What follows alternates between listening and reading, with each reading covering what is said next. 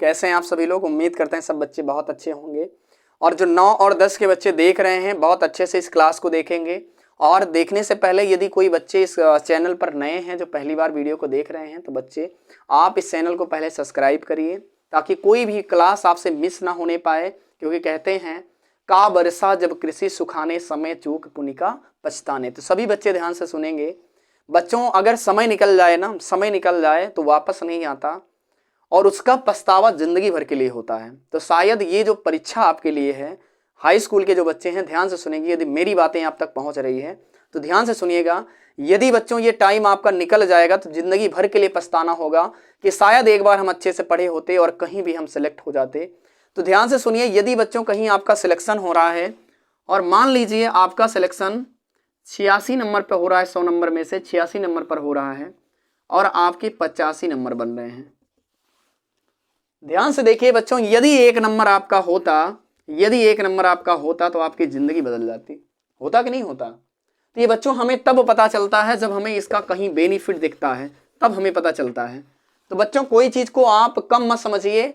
कोई भी ऐसा चीज होगा, कोई ऐसा टॉपिक होगा जो आपको 1 नंबर 2 नंबर दिला के जाएगा पेपर में, और उस 1-2 नंबर से आपके बहुत सारे नंबर होने वाले हैं। क्योंकि बूंद बूंद से घड़ा भरता है बच्चों। आप तत्पर, हमेशा सदैव तत्पर रहिए हर चीज को पढ़ने के लिए।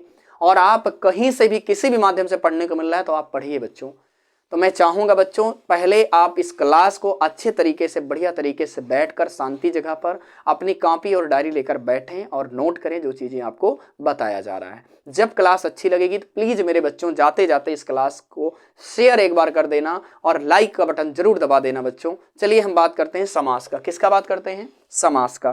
तो ध्यान से देखिए बच्चों, अगर मैं आपसे कहूं कि समास कितने प्रकार का होता है तो ध्यान से देखेंगे। समास अगर देखा जाए तो एक कहावत भी है, आप सभी लोग सुने होंगे। दादी क्या, दादी तो बोलेंगे क्या, तो कहोगे अब तक कितने समास? 6 समास।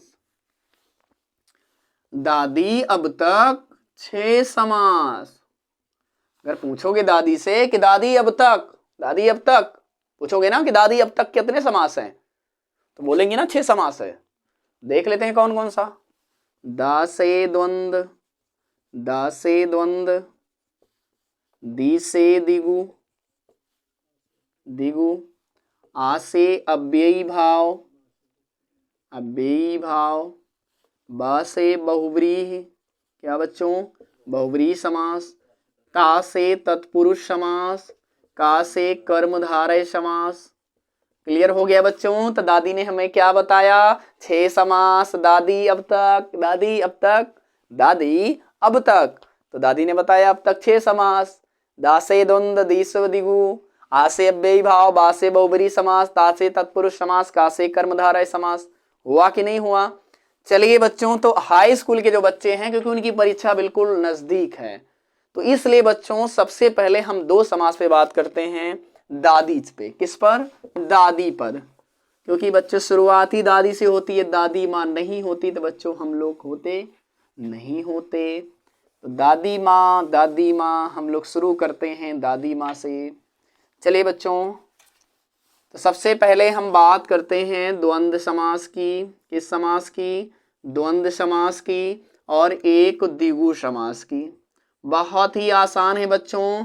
यदि आपसे पूछने को भी बोला जाता है तो आप जरूर बता लेंगे, क्योंकि इससे आसान समास हो नहीं सकता दोनों से।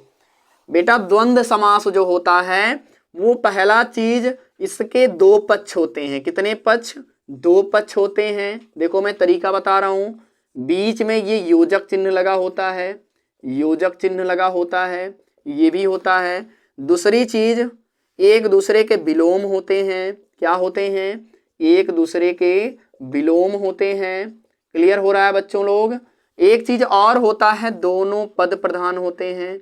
दोनों पद क्या होते हैं? प्रधान होते हैं। और एक चीज और होता है बच्चों, और का लोप हो जाता है, और का लोप होता है।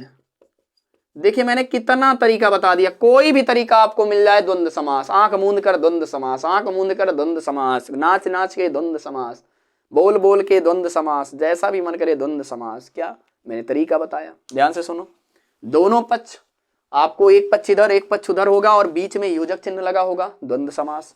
एक दूसरे का विलोम होगा, द्वंद्व समास। दो पद प्रधान होंगे, द्वंद्व समास। और का लोप होगा बीच में, द्वंद्व समास। पति और पत्नी, पति और पत्नी, है ना। चलिए तो मैं लिख देता हूं जैसे, चलिए बच्चों, जैसे पति पत्नी, तो इसका क्या होगा, पति और पत्नी, यही तो होगा बच्चों समास विग्रह। यदि मैं लिखता हूं भाई बहन, क्या होगा बच्चा लोग, भाई और बहन, होगा कि नहीं होगा। देखो दोनों एक दूसरे के विलोम हो रहे हैं और दोनों पद प्रधान हो रहे हैं, और देखा जाए तो बीच में योजक चिन्ह आ रहा है और का भी लोप हो रहा है, तो ध्यान से देखो है द्वंद्व समास की नहीं है। अगला मैं कहूं रात दिन, क्या बच्चों, रात दिन, तो क्या होगा, रात और दिन। अगर मैं कहूं लाभ हानि, क्या कहूं, लाभ हानि, तो क्या होगा बच्चों, लाभ और हानि। अगर मैं बच्चों कहूं आपसे लड़का लड़की, क्या, लड़का लड़की, तो क्या होगा बच्चों इसका समास विग्रह, लड़का और लड़की, लड़का और लड़की। यदि बच्चों मैं कहूं माता पिता, माता पिता, तो क्या होगा समास विग्रह, माता और पिता। यदि बच्चों और मैं आपसे कह देता हूं कि आप बताइए धरती आकाश, क्या होगा बच्चों, धरती और आकाश, धरती और आकाश। यदि मैं कहूं पुरुष, तो पुरुष और महिला, क्या हो जाएगा, पुरुष और महिला।